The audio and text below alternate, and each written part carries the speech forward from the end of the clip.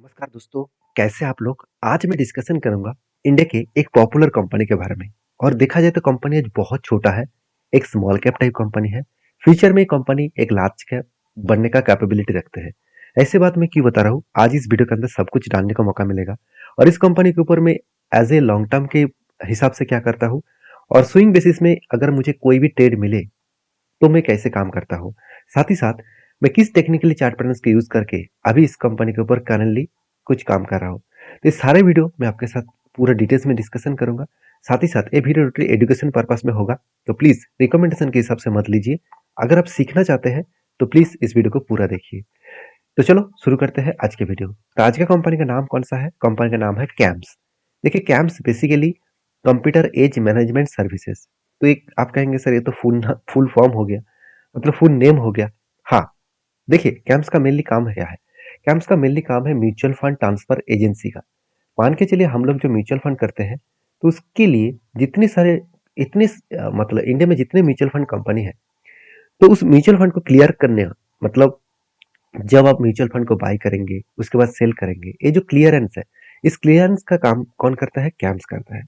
आप खुद ही देख सकते हैं, the company is the mutual fund transfer agency. तो म्यूचुअल फंड ट्रांसफर एजेंसी का काम करता है।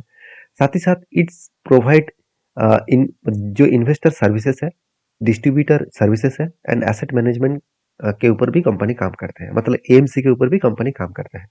तो बेसिकली कंपनी का खासियत पॉइंट नहीं है, कंपनी 69% जो है वो म्यूचुअल फंड ट्रांसफर एजेंसी का काम करता है, और इंडिया का largest registered and transfer agency है म्यूचुअल फंड की। तो सोचिए, एक मतलब मोनोपोली जैसा बिजनेस कंपनी यहाँ पे एंजॉय कर रहा है। तो क्या कंपनी के सारे पॉइंट्स ठीक ठाक है कंपनी के ऊपर काम करने के लिए? तो करंटली क्या हालत है? तो देखिए, सबसे पहले किसी भी कंपनी के ऊपर काम करने से पहले उस कंपनी का मैं सबसे पहले पी रेशियो देखता हूँ। तो वैल्यूएशन वाइज देखा है तो कंपनी का पी रेशियो सस्ता है। तो लोगों के मन में ये भी आएगा, सर 52 है तो क्या ये सस्ता है? हाँ, बिल्कुल सस्ता है। क्यों? क्योंकि अगर मैं इंडस्ट्रीज पी रेशियो देखूँ तो 57 है। मतलब मान के चलिए, मैं कोई भी एक जगह पे गया और वहाँ पे गाड़ी का भाड़ा, मतलब एक गाड़ी का भाड़ा मांग रहा है 1100 रुपीज, और दूसरे गाड़ी में भाड़ा मांग रहा है 1000 रुपीज। तो क्या मैं ये कहूंगा कि 1000 रुपीज बहुत ज्यादा है? क्योंकि वहां पे एवरेज जो भाड़ा है वो 1100 रुपीज ही है। मतलब वहां पे जो वैल्यूएशन है तो वो सेम टू सेम है सबका। तो 100-200 का डिफरेंस होगा, तो जिसका डिफरेंस कम होगा तो वही गाड़ी तो मैं बुक करूंगा ना। तो यहाँ पे सेम टू सेम देखा जाए तो वैल्यूएशन वाइज कंपनी का वैल्यूएशन सही है। तो कंपनी का आरओई आरओसी दोनों ही बेस्ट है, क्योंकि ये शानदार देखने को मिला है। और कंपनी के कर्जे की तो बात ही नहीं करूंगा, क्योंकि एकदम ना के बराबर कर्जा है। यहाँ पे 20,900 करोड़ का कंपनी है, उसमें सिर्फ 80 करोड़ के आसपास कर्जा है। मतलब एकदम ना के बराबर। एक सिंपल एग्जांपल मैं आपको दे रहा हूँ, आपके जेब में अगर 20,000 रुपया हो और उसके अगेंस्ट में आपको किसी को 80 रुपीज देना हो, तो क्या आपका मन में कोई मतलब टेंशन रहेगा? बिल्कुल नहीं ना। तो उसी तरीके से यहाँ पे कर्जा है। तीसरी बात, कंपनी के ऊपर देखिए, अगर हर क्वार्टर्स को देखा जाए, कंपनी जबरदस्त सेल्स को ग्रोथ किया, एक्सपेंस को भी कंपनी कंट्रोल में रखे। उस अगेंस्ट में कंपनी का नेट प्रॉफिट जो है वो भी 65 से लेकर 70 बने, 81 बने, 115 बने। तो एक अलग लेवल का नेट प्रॉफिटेबिलिटी ग्रोथ यहाँ पे देखने को मिला है। तो बेस्ट तरीके से यहाँ पे प्रॉफिटेबिलिटी कंपनी ग्रोथ दिखाया। और एक चीज मैं और भी आपको एडिंग करूंगा यहाँ पे, अगर मैं कंपनी का कैश फ्लो देखूं, तो देखिए कंपनी जो नेट प्रॉफिट दिखा रहा है, अगर मैं साल भर की प्रॉफिट दिखा दूं, तो कंपनी कितना प्रॉफिट दिखा रहा है? 250 करोड़, 300 करोड़, 400 करोड़। तो क्या सचमुच वही पैसा हाथ में आ रहा है? हाँ, बिल्कुल आ रहा है। तो ऑलमोस्ट उतना ही पैसा जेब में आ रहा है। मतलब मान के चले, मैं किसी को 100 रुपीज का माल बेचा और मैंने खाते पे लिख दिया कि मेरे पास 100 रुपीज आने वाले हैं। अभी तक आया नहीं, मैंने उधारी में माल बेचा। तो जो व्यक्ति को माल बेचा, अगर वो पैसा देंगे तो ही मेरे जो खाते पे लिखा है वो कंफर्म होगा। तो जो व्यक्ति पैसा कंफर्म देंगे, मतलब पैसा मुझे मिलेगा उससे, तब मैं कहाँ पे देखूंगा? तब मैं देखूंगा कैश फ्लो में, मतलब कैश फ्लो ऑपरेटिंग एक्टिविटीज में देखूंगा। तो इस हिसाब से देखा है तो कंपनी ठीक परफॉर्मेंस कर रहा है। अगर साल भर की डेटा देखूं तो सेल्स इस बार भी हाईएस्ट हुआ है। अगर प्रॉफिट देखूं, इस बार भी हाईएस्ट हुआ है। तो जो कंपनी के इतना सारे पॉइंट्स पॉजिटिव है, तो क्या उस कंपनी के ऊपर कोई डाउट होना चाहिए? मेरे हिसाब से तो बिल्कुल नहीं। अगर मैं सीएजीआर के हिसाब से बात करूं तो कंपनी देखिए एक साल में 55% का रिटर्न दिया। चलो मैं साल भर की रिटर्न को छोड़ ही देता हूं। अगर मैं स्विंग बेसिस में भी काम करूँ इस कंपनी के ऊपर, तो मेरा क्या ओपिनियन होना चाहिए? सबसे पहले कंपनी का कुछ ग्रोथ देख लेते हैं। जैसे देखिए कंपनी की अगर ग्रोथ देखूँ तो company 32.7% year of year basis में ग्रोथ कर रहा है और जो म्यूचुअल फंड रेवेन्यूज़ ग्रोथ है वो 32.9% ईयर ऑफ ईयर बेसिस में ग्रोथ हो रहा है। नॉन म्यूचुअल फंड जो रेवेन्यूज़ है वहाँ पे भी 31% ऑलमोस्ट 32% के आसपास। तो कोई भी दिशा से देखा है तो कंपनी के ऊपर कोई भी परसेंटेज में उतना ज़्यादा स्ट्रगल नहीं है। अगर मैं ईबिटा मार्जिन के बारे में बात करूँ तो तगड़ा मार्जिन है करीबन 40%। अगर मैं ईबिटा परसेंटेज स्टूड के बारे में बात करूँ तो करीबन करीबन 240 बेसिस पॉइंट्स के बेसिस में मतलब 46%। जबरदस्त जबरदस्त परफॉर्मेंस है। तो प्रॉफिट आफ्टर टैक्सेस 44%। तो प्रॉफिट परसेंटेज ऑफ ग्रोथ तो 32%। तो सारे चीज़ों को मिलाकर देखा जाए तो कंपनी बहुत शानदार परफॉर्मेंस कर रहा है। तो कंपनी के ऊपर जबरदस्त परफॉर्मेंस भी हो रहा है। साथ ही साथ एक चीज और भी देखेंगे कि कंपनी जो AUM मतलब एसेट अंडर मैनेजमेंट के ऊपर काम करते हैं, जहाँ पे 2024 का जो क्वार्टर था वहाँ पे सिर्फ 15 पर मतलब 15 लाखों का टोटल 15 लाख करोड़ का टोटल देखा जाए तो कंपनी का ग्रोथ हुआ था। अभी वो 24.8 लाख करोड़ का ग्रोथ हो चुके हैं, ऑलमोस्ट 59%। उसी तरीके से अगर मैं इक्विटी सेल्स के बारे में बात करूं तो वहाँ पे देखिए 51% से सीधा 51,000% सॉरी परसेंट नहीं 51,000 करोड़ से सीधा सीधा 99,000 करोड़ ओवरऑल 94% का ग्रोथ हुआ है।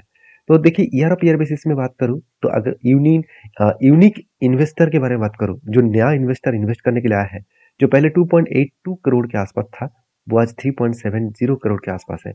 जो SIP सिप मतलब SIP रजिस्टर न्यू किया गया है, जो पिछले क्वार्टर्स में करीबन 93.5 करोड़ था, इस बार सॉरी 93.5 लाख था, वो आज बढ़ के हो चुके हैं 122 लाख के आसपास। तो सोचिए कितना बड़ा ग्रोथ हो रहा है इस कंपनी के ऊपर। तो जो लोग सोच रहे हैं कि कंपनी बेकार है उसके लिए बता दूं, इससे बढ़िया अपॉर्चुनिटी आपको हमेशा मिलेगा नहीं।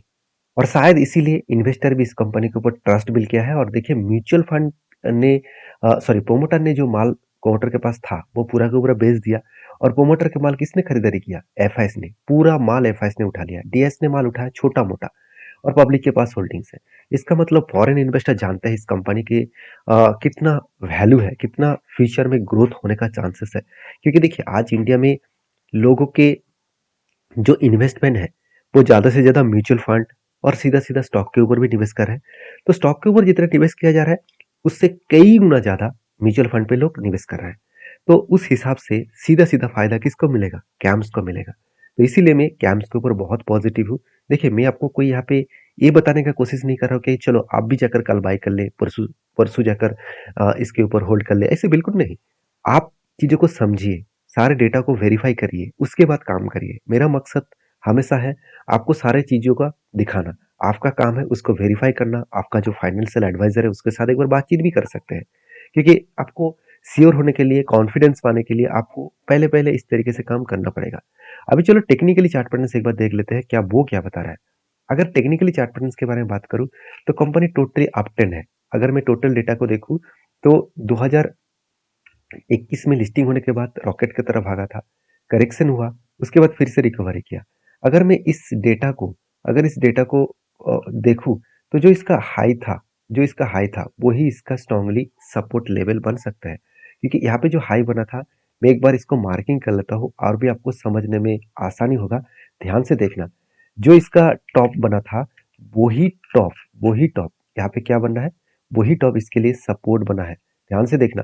देखिए यहाँ पे इसका ए लेवल कौन सा था? रेजिस्टेंस था। तो रेजिस्टेंस को ब्रेक किया, रिटेस्ट किया, उसके बाद दो कैंडल हाई वॉल्यूम के साथ बाउंस किया।